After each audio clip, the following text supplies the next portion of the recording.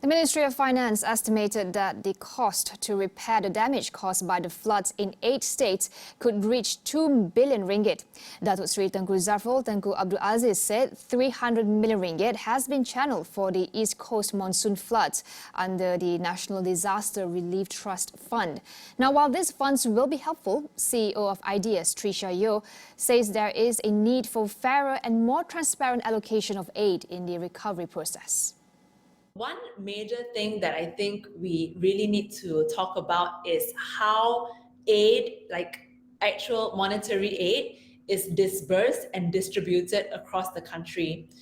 More and more crises are going to occur again and again, and such repetitious occurrences of these crises mean that we need to seriously rethink the way government aid is disbursed. So Ideas actually issued a statement yesterday alongside Bersih to talk about the importance of distributing what we call constituency development funds, or CDFs, in an equitable manner.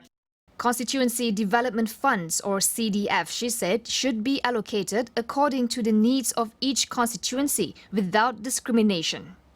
Do not punish the constituents themselves by allocating a smaller amount of funds to that particular MP, because the MP would need to help all their constituents equally.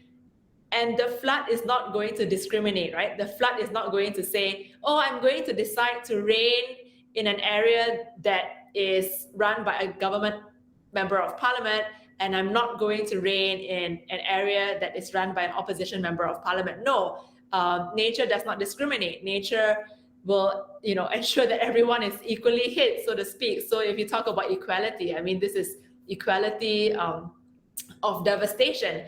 So in that sense, the aid cannot discriminate. It is very important to ensure that the development aid reaches the target people who actually need it the most.